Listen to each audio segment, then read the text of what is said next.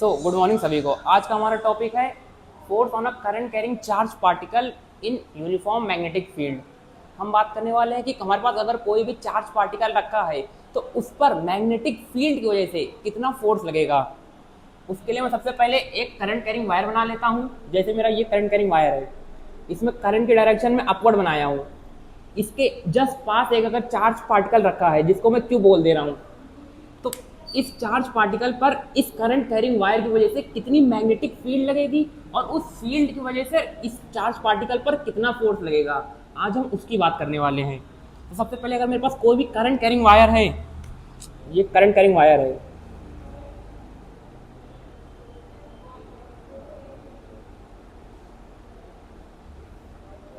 तो हमने पढ़ा है कि कोई भी करंट कैरिंग वायर अपने चारों तरफ मैग्नेटिक फील्ड बनाता है सर्कुलर लूप के फॉर्म में।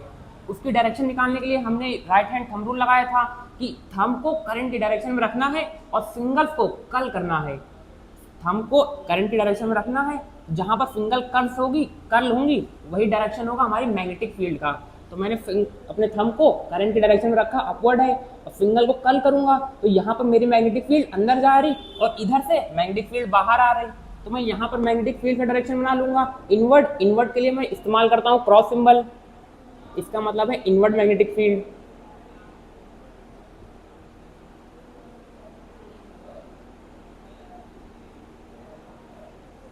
यहाँ अंदर है और यहाँ से बाहर निकल रही, तो बाहर के लिए मैं डिनोट करूंगा, डॉट का इस्तेमाल करूंगा।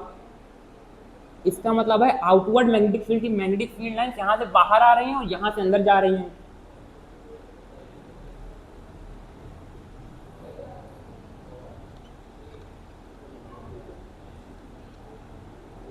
तो जो यहाँ पर मैग्नेटिक फील्ड्स अंदर जा रही हैं, यहाँ पर एक चार्ज पार्टिकल रखा है। अगर ये मेरा चार्ज पार्टिकल रेस्ट पर है, मतलब ये मूव नहीं कर रहा है, मतलब ये कोई वेलोसिटी से मूव नहीं कर रहा है, तो इस समय इस चार्ज पार्टिकल पर जो फोर्स लगेगी उसको इलेक्ट्रोस्टैटिक फोर्स बात करते हैं। अगर ये चार्ज पार्टिकल रेस्ट पे है तो इस पर मैग्नेटिक फोर्स नहीं लगेगी कोई भी। मैं बोल रहा हूँ कि अगर मेरा चार्ज पार्टिकल एट रेस्ट पर है,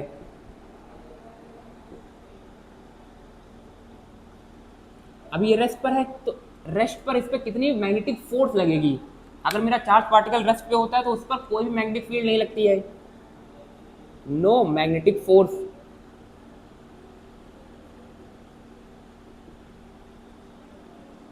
एट रेस्ट ऐसा क्यों हो रहा है वो भी बताऊंगा आगे।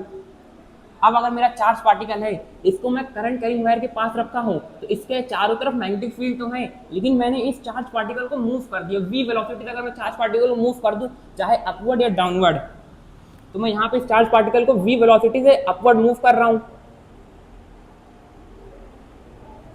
अब ये मेरा चार्ज पार्टिकल मूव कर रहा है इस करंट कैरिंग वायर के पास में, जिसपे इसकी करंट कैरिंग वायर की वजह से इस पर मैग्नेटिक फील्ड लग रही है।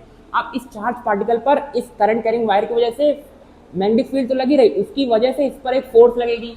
उस फोर्स का नाम मैं force due to M, M मतलब मैग्नेटिक फील्ड, मैग्नेटिक फील्ड की वजह से किस पर कितनी फोर्स लगेगी वो लिखने जा रहा हूँ। इस पर फोर्स लगती है क्यू, इसका जितना मैग्नीट्यूड होगा चार्ज का, इनटू में वी क्रॉस बी। वी है इसकी वेलोसिटी, जिस वेलोसिटी से मेरा चार्ज पार्टिकल मूव कर रहा है, और बी है यहाँ पर मैग्नेटिक फील्ड। यहाँ पे v vector cross B vector होगा, ये मेरी मैग्नेटिक फील्ड है। मैग्नेटिक फील्ड की जितनी वैल्यू होगी वो यहाँ पे रखनी है, और जिस वेलोसिटी से मेरा चार्ज पार्टिकल मूव कर रहा है अपवर्ड या डाउनवर्ड, वो वेलोसिटी यहाँ पर रखनी है। ये मेरा क्रॉस प्रोडक्ट है। अगर मेरे को ये क्रॉस प्रोडक्ट हटाना है तो मैं इसको एक तरीके से और भी लिख सकता हूँ। ये मेरा वेक्टर फॉर्म मैग्नेटिक फील्ड है। अगर मैं सिर्फ इसका मैग्नीट्यूड लिखना चाहूँ तो कैसे होगा, q v B, cross product में हम लोग साइन थीटा यूज करते हैं, तो मेरे को क्रॉस प्रोडक्ट हटाना है तो मैं यहाँ लिख दूंगा साइन थीटा।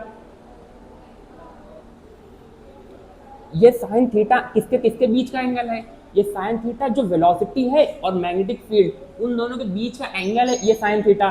जैसे मेरी इस समय वेलोसिटी अपवर्ड है और मेरी मैग्नेटिक फील्ड इनवर्ड है, इस वाले केस में मैं यहाँ बना दे रहा हूँ मेरी वेलोसिटी अपवर्ड है और मेरी मैग्नेटिक फील्ड अंदर है। अंदर की तरफ मैं बोलता हूँ के कैप, अंदर की तरफ है तो माइनस का के कैप, मैं ऐसे बना दे रहा हूँ माइनस के कैप।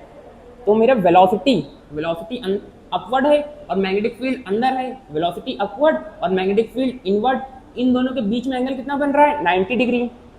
मैं यहाँ समझाने के लिए यहाँ पर एक्स एक्सिस पर माइनस के कैप ले लिया हूँ इधर प्लस का के कैप हो जाएगा। ऊपर अगर मेरी वेलोसिटी ऊपर को मैंने मान लिया है y प्लस का y, तो नीचे हो जाएगा माइनस का। अगर मैं इसको y की जगह वो जे कैप बोल दूं तो नीचे माइनस का जे कैप हो जाएगा। मैंने मान लिया कार्टेशियन प्लेन को ऊपर y और नीचे माइनस y, ऊपर जे माइनस नीचे जे, तो और मैंने एक्स एक्सिस की जगह यहाँ पर माइनस के कैप मान लिया है, तो इधर पॉजिटिव का के कैप। मेरी वेलोसिटी ऊपर है और मैग्नेटिक फील्ड इनवर्ड है, तो इन दोनों के बीच एंगल बनेगा 90। तो यहाँ पर साइन थीटा की जगह मैं रख दूंगा साइन 90। अब इससे बात करूँ कितनी मैग्नेटिक फोर्स लगेगी, तो हो जाएगी q v B sine 90। Sine 90 की जो वैल्यू होती है वो होती है 1, तो यहाँ पर 1 हो जाएगा। तो मेरी मैग्नेटिक फोर्स कितनी आ रही मेरी क्यू वी बी, ये मेरे को उसका मैग्नीट्यूड मिला है। अगर वेलोसिटी और मैग्नेटिक फील्ड के बीच में एंगल 90 डिग्री है तो ये आएगा, ये है मेरा जनरल एक्सप्रेशन, मेरे को ये वेक्टर फॉर्म में है, और ये है मेरा मैग्नीट्यूड के लिए। अगर क्वेश्चन में बोला है कि जो एक चार्ज पार्टिकल है वो करंट कैरिंग वायर के पास रखा है, जो चार्ज पार्टिकल v वेलोसिटी से मूव कर रहा है उस पर मैग्नेटिक फील्ड b लग रही है, तो उन पर उसकी वजह से मैग्नेटिक फील्ड की वजह से उस पर कितना फोर्स होगा उसको कैलकुलेट करने के लिए ये फॉर्मूला लगा देंगे। ये मेरे को बताएगा उस पर कितना मैग्नीट्यूड होगा फोर्स का मैग्नेटिक फील्ड की वजह से। अगर मेरे को डायरेक्शन निकालनी है कि इस चार्ज पर फोर्स किस डायरेक्शन में लग रही है, वेलोसिटी ऊपर है मैग्नेटिक फील्ड अंदर है, तो डायरेक्शन के लिए क्या करेंगे, डायरेक्शन के मेरे पास दो तरीके हैं। पहला तो मेरे को डायरेक्ट यहीं से दिख रहा है, ये वेक्टर फॉर्म में, तो डायरेक्शन यहाँ से मिल जाएगा v क्रॉस b, मेरे को v क्रॉस b का क्रॉस प्रोडक्ट कर दूंगा, मेरे को उससे डायरेक्शन मिल जाएगी।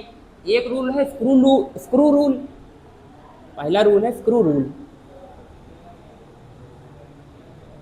कि v से b की तरफ स्क्रू घुमाना। v मेरा किस तरफ है, अपवर्ड, और मेरा मैग्नेटिक फील्ड किस तरफ है, इनवर्ड। v है मेरा अपवर्ड, मैग्नेटिक फील्ड है इनवर्ड, तो मैं v से b की तरफ एक स्क्रू घुमाऊंगा, जैसे मैं स्क्रू घुमाता हूँ नट बोल्ट टाइट करने के लिए, ढीला करने के लिए, उसी तरीके से मैं v क्रॉस b करूंगा। मेरी वेलोसिटी है ऊपर, मैग्नेटिक फील्ड है अंदर, तो वेलोसिटी ऊपर मैग्नेटिक फील्ड अंदर, मेरा ये स्क्रू है, वेलोसिटी से मैग्नेटिक फील्ड की तरफ घुमाऊंगा तो मेरी फोर्स इस पर इधर लग रही है कुछ Fm,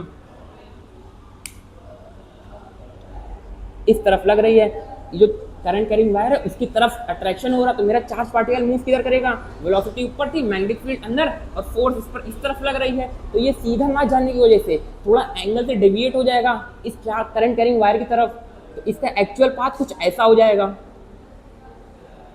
एक्चुअल पाथ ये तो एक पहला था स्क्रू रूल, इसको या तो रफ प्रोडक्ट करके निकाल ले, या तो स्क्रू रूल, या तो एक और सिंपल ट्रिक है।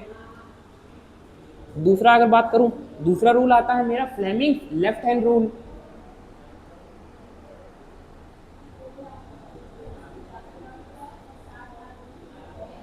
फ्लेमिंग लेफ्ट हैंड रूल, ये रूल क्या बोलता है कि मैं अगर अपने लेफ्ट हैंड को स्ट्रेच करूं और मेरे जो थंब फिंगर है, इंडेक्स फिंगर है और मिडिल फिंगर है, इन तीनों के बीच म्यूचुअली परपेंडिकुलर इनको अलाइन कर दूं, मतलब तीनों आपस में परपेंडिकुलर हो, इस समय जो मेरा थंब है वो मेरे को डायरेक्शन देगा फोर्स की, जो मेरा इंडेक्स फिंगर है वो डायरेक्शन रखूंगा उसको मैं मैग्नेटिक फील्ड की तरफ, और जो मेरा मिडिल फिंगर है उसको मैं डायरेक्शन में रखूंगा करंट की डायरेक्शन, ये पॉजिटिव चार्ज की डायरेक्शन में, तो मेरा थंब मेरे को फोर्स दे देगा। जैसे मेरी मैग्नेटिक फील्ड इस समय कहाँ है, इनवर्ड है, तो मैं अपने इंडेक्स फिंगर को अंदर की तरफ रखूंगा, मेरा ये चार्ज पार्टिकल है इसका मोशन किधर है, मेरे को उसी मोशन में रखना है जो पॉजिटिव चार्ज का मोशन हो। अगर ये मेरा पॉजिटिव चार्ज है, इसका मोशन कहाँ है, वेलोसिटी ऊपर मोशन है, तो मैं अपने मिडिल फिंगर को अपवर्ड करूंगा, अप करा तो मेरा फोर्स किस तरफ आ रहा, इस तरफ आ रहा, लेफ्ट की तरफ, तो मेरा फोर्स भी लेफ्ट की तरफ होगा। एक ये तरीका है फ्लेमिंग लेफ्ट हैंड रूल का, कि अगर हम अपने ये थंब है, ये मिडिल फिंगर और ये इंडेक्स फिंगर,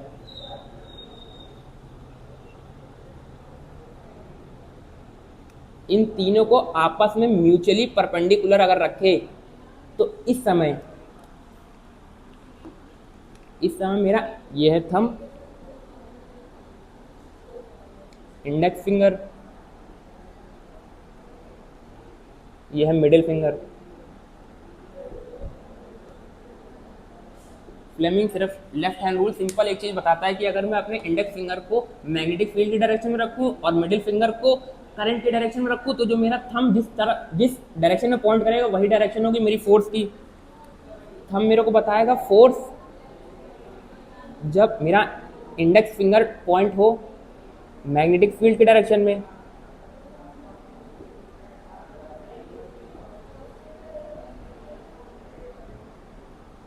और मेरा मिडिल फिंगर पॉइंट करे करंट की डायरेक्शन में, या मैं बोल दूं पॉजिटिव चार्ज की डायरेक्शन में।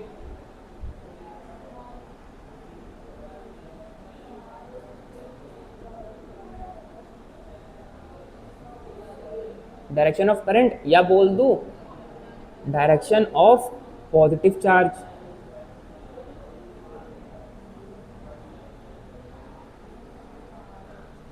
तो जो इसको इंडेक्स फिंगर को मैग्नेटिक फील्ड की डायरेक्शन में रख दूं और मिडिल फिंगर को करंट की डायरेक्शन में या पॉजिटिव चार्ज की डायरेक्शन में, तो उस समय जो मेरा थंब जिस डायरेक्शन में पॉइंट करेगा वही डायरेक्शन होगी फोर्स की।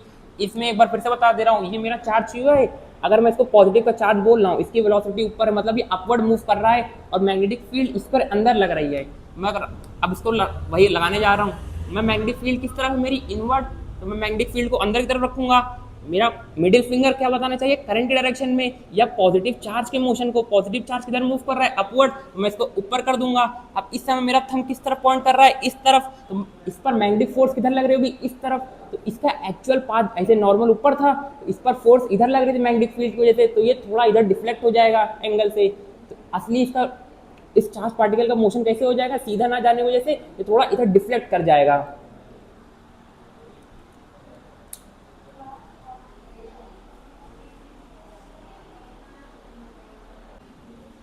तो आज हम बात करने वाले हैं motion of a charge particle in uniform magnetic field कि अगर मैं ये मेरी यूनिफॉर्म मैग्नेटिक फील्ड है, अगर मैं इसके अंदर एक चार्ज पार्टिकल फेंक दूं v वेलोसिटी के साथ, तो उस चार्ज पार्टिकल का क्या मोशन होगा, वो क्या बिहेवियर शो करेगा मैग्नेटिक फील्ड के अंदर जाते ही। आज हम उसी की बात करने वाले हैं। तो मैं एक चार्ज पार्टिकल बना ले रहा हूँ क्यू चार्ज,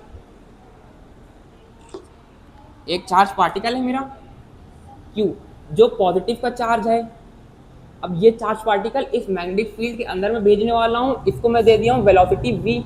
अगर मेरा चार्ज पार्टिकल रेस्ट पर है तो इस पर कोई मैग्नेटिक फोर्स नहीं लगती, मैंने इसको v वेलोसिटी से फेंक दिया। अब इस पर फोर्स लगेगी कब, जब ये मैग्नेटिक फील्ड के अंदर जाएगा। मेरी मैग्नेटिक फील्ड इसी रीजन में है, इसके बाहर मेरी कोई मैग्नेटिक फील्ड नहीं है, तो अभी इस पर कोई फोर्स नहीं लग रहा होगा। अब ये इसके अंदर जाएगा तब इस पर कुछ फोर्स लगेगा, तो इसको अंदर भेज के देखते हैं क्या होता है।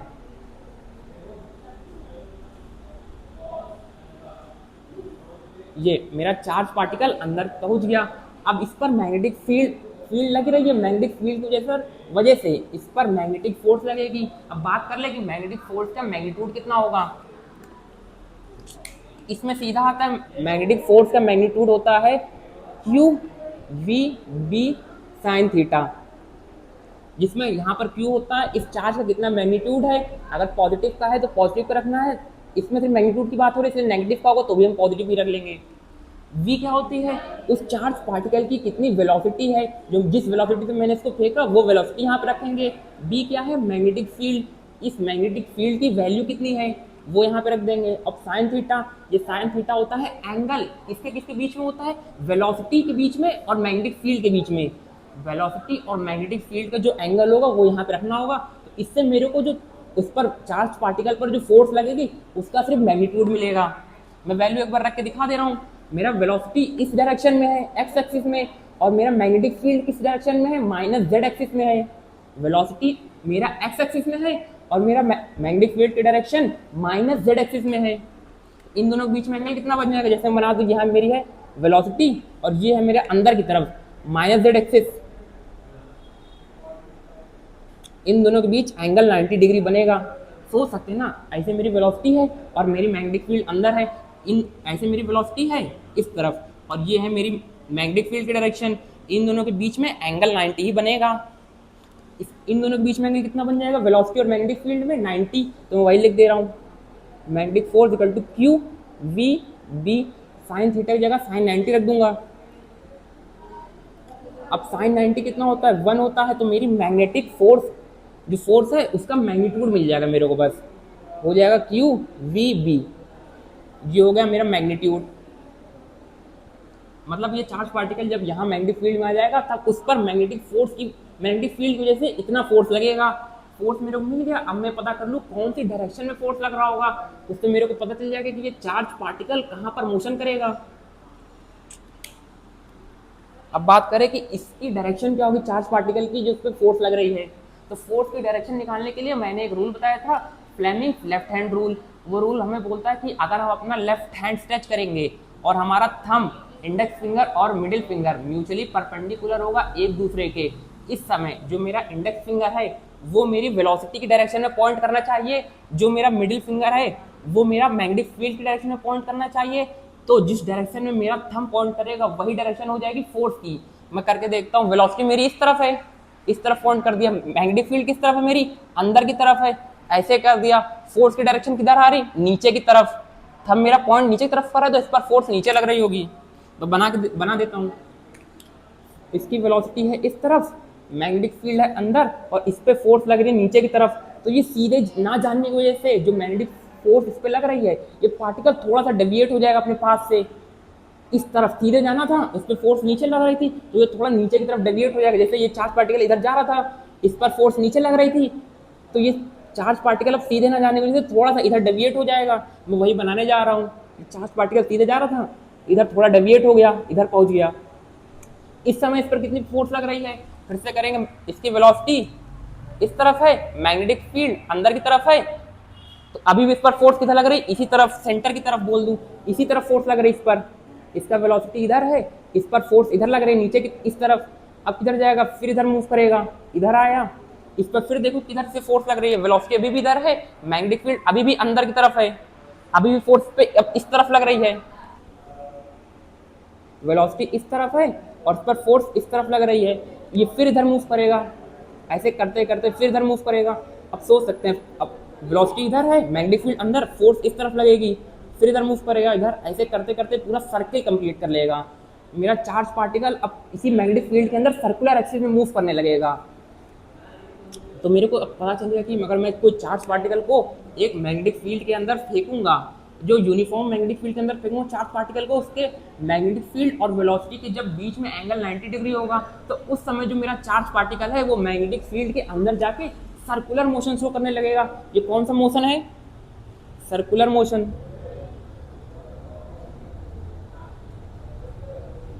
अगर मेरा कोई पार्टिकल सर्कुलर मोशन कर रहा है तो उसको सर्कुलर मोशन करने के लिए, या बोल दूं सर्कल में मूव करने के लिए एक फोर्स चाहिए होती है, उसी फोर्स को हम बोलते हैं सेंट्रीपिटल फोर्स, जो इसको अंदर की तरफ खींच रही है ताकि ये बाहर ना निकल जाए, इसके सेंटर पे लग रही है फोर्स, उसी को सेंट्रीपिटल फोर्स बोल रहे हैं। मैं इसका रेडियस अगर आर मान ले रहा हूँ सर्कल का, मेरा पार्टिकल सर्कुलर एक्सिस में मूव कर रहा है, कोई भी पार्टिकल को सर्कुलर एक्सिस में मूव करने के लिए एक फोर्स चाहिए होती है जो सेंटर की तरफ लगे। ये मेरा पार्टिकल मूव कर रहा है सर्कुलर एक्सिस में, तो इस पार्टिकल को हर समय जब यहाँ पर है, इसको सेंटर की तरफ एक फोर्स चाहिए होती है, उसी फोर्स को सेंट्रीपिटल फोर्स बोलते हैं। ये कोई फोर्स नहीं होती, एक्चुअल में कोई दूसरी फोर्स होती है जो उस कोई भी पार्टिकल को प्रोवाइड करती है।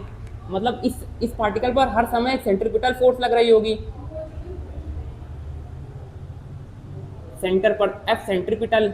अब ये सेंट्रीपिटल फोर्स प्रोवाइड कौन कर रहा होगा, मेरा चार्ज मैग्नेटिक फील्ड में है तो मेरे मैग्नेटिक फोर्स की वजह से सर्कुलर एक्सिस में मूव कर रहा है, तो इसको सेंट्रीपिटल फोर्स कौन प्रोवाइड कर रहा होगा, इस समय इसको centripetal force magnetic force provide कर रहा होगा। और वही लिखने जा रहा हूं,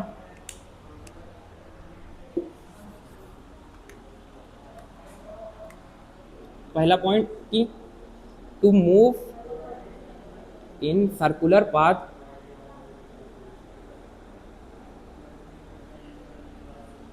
particle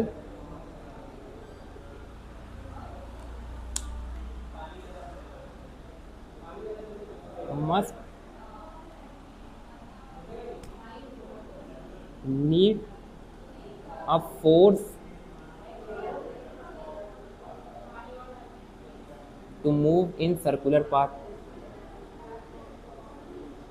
कि किसी भी पार्टिकल को सर्कुलर एक्सिस में अगर मूव करना तो उसको एक फोर्स चाहिए होती है सर्कुलर एक्सिस में मूव करने के लिए, उसी फोर्स को सेंट्रीपिटल फोर्स बोलते हैं। सेंट्रीपिटल फोर्स की वैल्यू अगर लिखना हो तो होती है m v square r. m उस पार्टिकल कितना मास है, अगर बोलो चार्ज पार्टिकल है उस पर चार्ज q है, इसका मास स्मॉल है में, तो इसकी सेंट्रीपिटल फोर्स mv²/r हो जाएगी। अब इसको सेंट्रीपिटल फोर्स प्रोवाइड कौन कर रहा है, मैग्नेटिक फील्ड, इसको मैग्नेटिक फोर्स हर समय इसको सेंट्रीपिटल फोर्स प्रोवाइड कर रही है सर्कुलर एक्सिस में मूव करने के लिए। तो ये सेंट्रीपिटल फोर्स कौन प्रोवाइड कर रहा है, मैग्नेटिक फोर्स। तो इन दोनों को मैं बराबर करके देख लूंगा, इक्वल करके। So centripetal force is provided by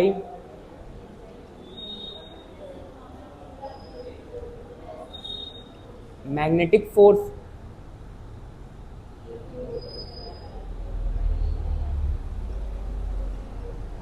अब सेंट्रीपिटल फोर्स की वैल्यू कितनी है, m v²/r। m है उस पार्टिकल कितना मास है, v² है उस पार्टिकल की वेलोसिटी का स्क्वायर, और r है जिस रेडियस में मेरा पार्टिकल मूव कर रहा है। अगर कैपिटल R है तो यहाँ पर मैं कैपिटल R कर ले रहा हूँ, वो किसके बराबर हो जाएगी, मैग्नेटिक फोर्स की। मैग्नेटिक फोर्स की वैल्यू कितनी निकाली थी मैंने, मैग्नीट्यूड QVB, इसको इक्वल कर दूंगा QVB के। अब यहाँ से मैं मेरे को बहुत सारी चीजें कैलकुलेट कर सकता हूँ कि जो ये सर्कुलर पाथ में मूव कर रहा है उस सर्कुलर पाथ की क्या रेडियस होगा, रेडियस कैलकुलेट कर सकता हूँ पहली चीज। दूसरी चीज, कितना टाइम पीरियड होगा सर्कुलर एक्सिस में मूव करने के लिए, टाइम पीरियड निकाल सकता हूँ। तीसरी चीज, फ्रीक्वेंसी निकाल सकता हूँ इसका, कितनी फ्रीक्वेंसी होगी अगर पार्टिकल मूव कर रहा है। चौथी चीज, एंगुलर फ्रीक्वेंसी भी निकाल सकता हूँ। तो मैं पहली बार, ये मेरा इक्वेशन बन गया जनरल। अब इससे मेरे को जो चाहिएगा वो निकाल सकता हूँ मैं। अगर मैं देखूँ तो यहाँ v से v² कट रहा है, इसको और अगर सॉल्व करना हो तो मैं लिख दूँ mv/r में qb। v से v कट गया क्योंकि यहाँ दोनों जगह वेलोसिटी का टर्म था, तो मेरा ये इक्वेशन बना। अब अगर मेरे को कैलकुलेट करना है कि इस जो सर्कुलर एक्सिस में पार्टिकल मूव कर रहा है उसका रेडियस कितना है, इसी इक्वेशन से मैं निकाल लूंगा। इसको बोल दे रहा हूँ इक्वेशन 1।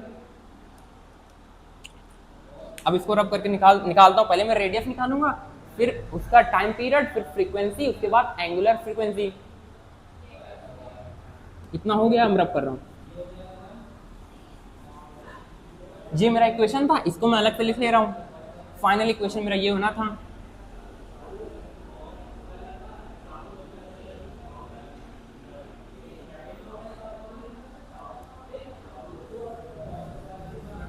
अब पहली चीज बात करें इसकी रेडियस की, जो सर्कुलर एक्सिस में मूव कर रहा है उसका रेडियस कितना होगा।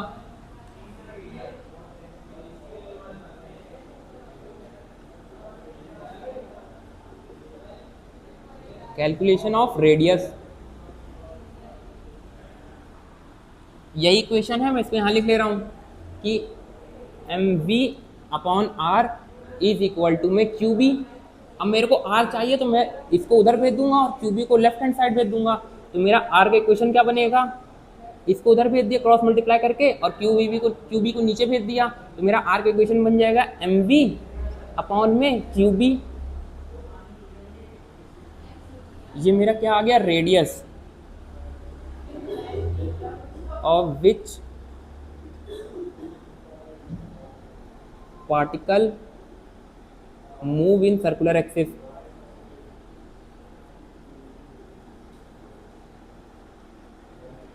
ये मेरा रेडियस आ गया। मेरा रेडियस किस पर डिपेंड कर रहा है, मास ऑफ द पार्टिकल, उसकी वेलोसिटी। जितनी ज्यादा वेलोसिटी होगी उतना बड़ा रेडियस होगा, जितनी कम वेलोसिटी होगी उतना छोटा रेडियस होगा। और नीचे चार्ज ऑफ पार्टिकल के, जितना चार्ज लूंगा उतना कम रेडियस हो जाएगा। और किसके इनवर्सली प्रोपोर्शनल है, मैग्नेटिक फील्ड के। तो मैं यहां से बोल दूं कि मेरा radius is directly proportional to velocity. If velocity is more,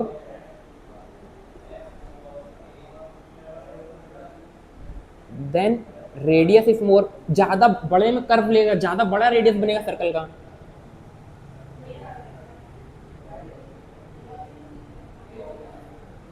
दूसरी चीज मेरे को समझ आ रही कि अगर मेरा if velocity is less, मतलब मैं उसको जिस वेलोसिटी से फेंका था उससे कम वेलोसिटी से अगर फेंकूं तो उस समय क्या होगा, तो मेरा रेडियस भी छोटा बनेगा, क्योंकि रेडियस और वेलोसिटी डायरेक्टली प्रोपोर्शनल एक दूसरे के।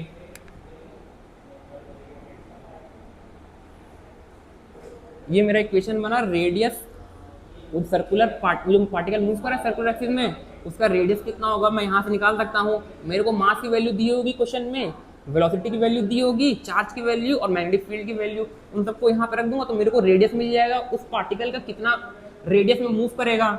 यहाँ से मैं एक चीज और निकाल सकता हूँ, ये मास इंटू वेलोसिटी क्या बोल सकता हूँ, मोमेंटम। मोमेंटम क्या होता है, मास इंटू में वेलोसिटी, तो मैं मास इंटू वेलोसिटी जगह मोमेंटम भी लिख सकता हूँ। मैं इक्वल कर दूँ इसी को कि आर इज इक्वल टू में पी, पी है यहाँ पर मोमेंटम अपॉन में क्यू बी। एक फॉर्मूला ये भी बन गया, वो मेरे को मास और वेलोसिटी ना देके वो मेरे को इस पार्टिकल का मोमेंटम दे देगा, तो मैं यहाँ पे मोमेंटम रख दूंगा तो भी मेरा निकल जाएगा रेडियस। एक और फॉर्मूला बन सकता है, मोमेंटम का रिलेशन काइनेटिक एनर्जी के साथ अगर निकालना हो मेरे को, तो मैं निकाल के देखता हूँ कि मेरी काइनेटिक एनर्जी होती है हाफ एम वी स्क्वायर। अगर मैं एम से ऊपर और एम से नीचे मल्टीप्लाई कर दूँ तो अभी भी इक्वेशन सेम रहेगा, एम से ऊपर एम से नीचे मल्टीप्लाई कर दिया कट के 1 ही आ जाएगा, तो ये इक्वेशन ऐसे लिखी जा सकती है। अब मैं इस m को इससे मल्टीप्लाई कर दूं ऊपर वाले m से, क्या बन जाएगा 1/2 m square v square upon में m। ये मेरा m स्क्वायर v स्क्वायर क्या हो जाएगा, नॉर्मल m इंटू वी होता है मोमेंटम, तो m स्क्वायर v स्क्वायर क्या हो जाएगा मोमेंटम का स्क्वायर, तो मैं इसकी जगह लिख दूंगा मोमेंटम का स्क्वायर हाफ मोमेंटम का स्क्वायर अपॉन में m।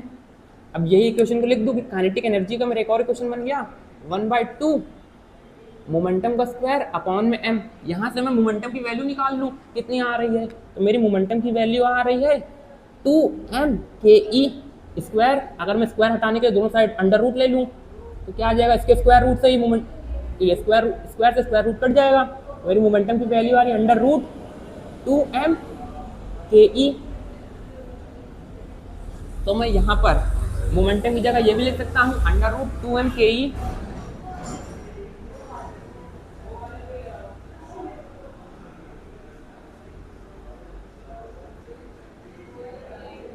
अपॉन में क्यू बी।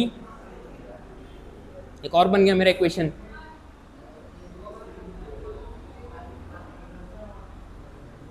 यहां पर m क्या है, mass of the particle, 2 constant है, q है charge of the particle, b है मैग्नेटिक फील्ड।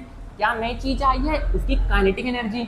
अगर मेरे को वो उसकी मास ना मोमेंटम ना मोमेंटम दिया ना उसकी वेलोसिटी दिया, मेरे को बता दिया कि उसकी काइनेटिक एनर्जी इतनी है, तो मैं ये वाला फॉर्मूला लगा के उसका रेडियस निकाल सकता हूँ सर्कुलर एक्सिस का, कि कौन से कितने सर्कल में मूव करेगा कौन से रेडियस में। ये यहाँ पे डन हो गया। तो जो मेरा रेडियस आया मैं उसको यहाँ लिख ले रहा हूं। फाइनल इक्वेशन, मेरा रेडियस का क्या बना mv अपॉन क्यू बी, इसी को बोल सकता हूँ मोमेंटम अपॉन क्यू बी, इसी को बोल सकता हूँ मैं मोमेंटम की जगह अंडर रूट 2m के ई अपॉन में क्यू बी। ये आ गया मेरे रेडियस का निकालने का 3 इक्वेशन मिल गया मेरे को। अब मैं बात करूं टाइम पीरियड कितना लगेगा, कितने टाइम पीरियड में एक सर्कल कंप्लीट कर लेगा, कितने टाइम में, इसको रब कर रहा हूं मैं। रेडियस हो गया, अब बात करें कैलकुलेशन ऑफ टाइम पीरियड।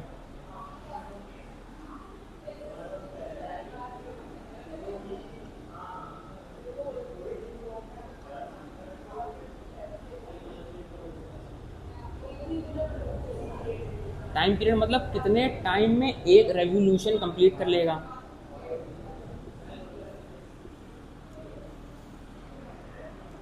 लिख दे रहा हूं, टाइम पीरियड मतलब time required to complete 1 revolution, कि कितने टाइम में वो एक रेवोल्यूशन कंप्लीट कर लेगा उसकी बात करें। मेरे को एक जनरल फॉर्मूला पता है कि स्पीड होता है डिस्टेंस अपॉन में टाइम। यहाँ से मैं टाइम का फॉर्मूला निकाल सकता हूँ, टाइम को उधर फेंक दूँ तो टाइम हो जाएगा डिस्टेंस अपॉन में स्पीड। पार्टिकल की स्पीड कितनी थी, v वेलोसिटी से मूव करा तो स्पीड की जगह मैं v लिख सकता हूँ, नीचे v। अब डिस्टेंस की जगह क्या करूँ, पार्टिकल कितना मूव करा सर्कुलर एक्सिस में, अगर वो सर्कुलर एक्सिस से मूव कर रहा है तो उसका डिस्टेंस हो जाएगा उसके सर्कमफेरेंस के बराबर। तो मैं यहाँ पे उसका सर्कमफेरेंस लिख दूंगा 2πr। r मतलब उसका रेडियस कितना है, ये बना। अब मैं यहाँ r की वैल्यू रख दूँ, अगर ये जो मेरी वैल्यू थी पहली वाली mv/qb, तो क्या आएगा मेरा टाइम पीरियड का रिलेशन 2πmv अपॉन में qb और नीचे वेलोसिटी पहले से ही है, ये बना। अब मेरा वेलोसिटी से वेलोसिटी कैंसिल हो जाएगा, कैंसिल कर दिया तो मेरा टाइम पीरियड का क्या फॉर्मूला आ रहा 2πm अपॉन में qb, ये मेरा टाइम पीरियड का फॉर्मूला आ रहा। अब यहाँ से मेरे को दिख रहा है कि टाइम पीरियड डिपेंड किस पे कर रहा है, 2π कांस्टेंट है, मास ऑफ पार्टिकल कांस्टेंट है, चार्ज ऑफ पार्टिकल, एक जो चार्ज पार्टिकल लाऊंगा वो फिक्स हो जाएगा उसका चार्ज, मैग्नेटिक फील्ड, जितनी मैग्नेटिक फील्ड होगी वो भी कांस्टेंट होगी। तो यहाँ से मेरे को टाइम पीरियड का रिलेशन मिल जाएगा उसके।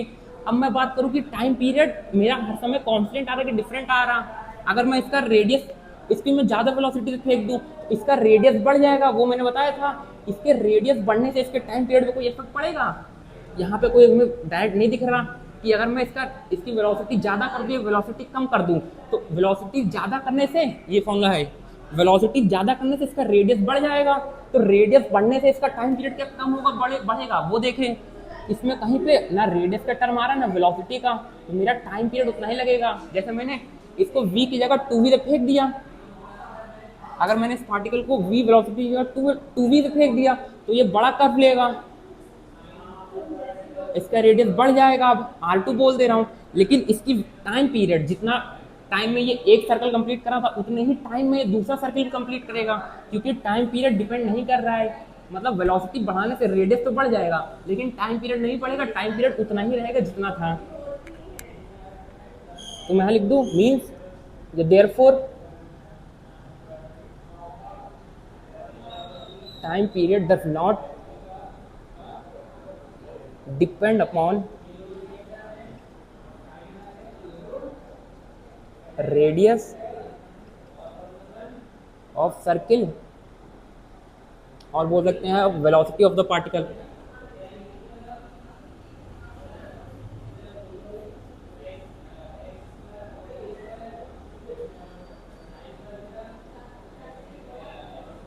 इसी टाइम पीरियड को मैं यहाँ लिख ले रहा हूँ। टाइम पीरियड का मेरा क्या बना 2πm अपॉन में qb, 2πm अपॉन में qb, ये मेरा टाइम पीरियड का फॉर्मूला बन गया। अब मैं इसको रब कर दे रहा हूँ। अब बात करेंगे फ्रीक्वेंसी क्या होती है। इसको जो सर्कुलर मूव करेगा टाइम पीरियड मिल गया, अब इसी टाइम पीरियड को मैं 1/t कर दूंगा, मेरे को फ्रीक्वेंसी मिल जाएगी इसकी। तो इसको रब कर दे रहा हूँ।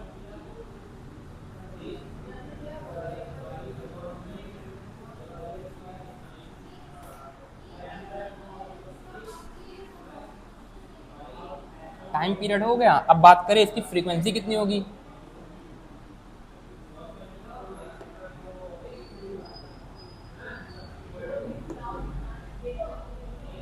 कैलकुलेशन ऑफ फ्रीक्वेंसी,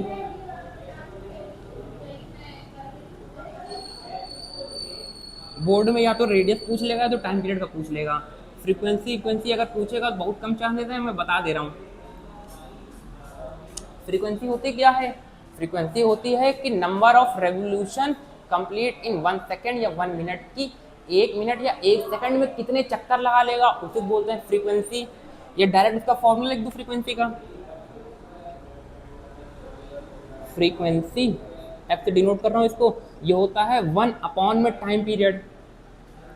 1 तो कांस्टेंट है, टी है टाइम पीरियड की कितना सेकंड में एक चक्कर कंप्लीट कर लेता है। तो मैं यहाँ पे लिख दूँ फ्रीक्वेंसी क्या आ जाएगा मेरा 1 upon time period. Time period की कितनी वैल्यू आ रही थी 2πm अपॉन में qb, तो इसकी जगह मैं वही लिख दूंगा 2πm अपॉन में qb, 2πm अपॉन में qb मेरा ऊपर चला जाएगा, तो मेरा फ्रीक्वेंसी का क्या रिलेशन मिलेगा qb अपॉन में 2πm। ये मेरी आ रही फ्रीक्वेंसी का रिलेशन। अब यहीं से अगर मेरे को पूछे कि इसकी एंगुलर फ्रीक्वेंसी कितनी होगी, एंगुलर फ्रीक्वेंसी मतलब ओमेगा, किस ओमेगा से रोटेट कर रहा होगा पार्टिकल, वो भी निकाल सकता हूं। एंगुलर फ्रीक्वेंसी मैं लिखना चाहूँ इसकी अब कितनी होगी,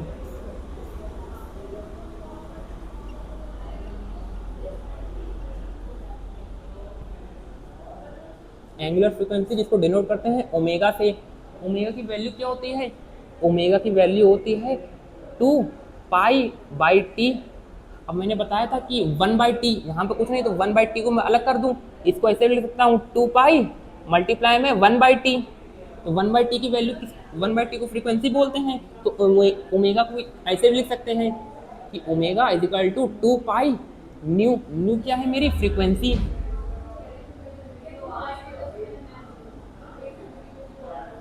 मैं फ्रीक्वेंसी की वैल्यू निकाल चुका हूँ, इसी को यहाँ पे रख दूं, मेरी ओमेगा की वैल्यू मिल जाएगी, एंगुलर फ्रीक्वेंसी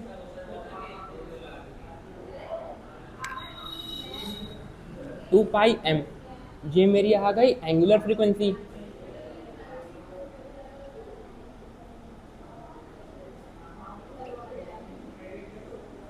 ये मेरी एंगुलर फ्रीक्वेंसी आ गई। अब यहाँ से हम सब कुछ कैलकुलेट कर सकते हैं, रेडियस भी, टाइम पीरियड भी, उसकी फ्रीक्वेंसी भी, उसकी एंगुलर फ्रीक्वेंसी भी। जब मैं किसी चार्ज पार्टिकल को v वेलोसिटी से फेंकूंगा तो उसका जो मेरे को पता चल गया फोर्स कहाँ कैसे लगेगी, उसकी डायरेक्शन क्या होगी, उस सर्कुलर एक्सिस में जो मूव करेगा उसका रेडियस कितना होगा, उसका टाइम पीरियड कितना होगा, उसका फ्रीक्वेंसी कितना होगा, उसकी एंगुलर फ्रीक्वेंसी कितनी होगी। बस आज का लेक्चर यही।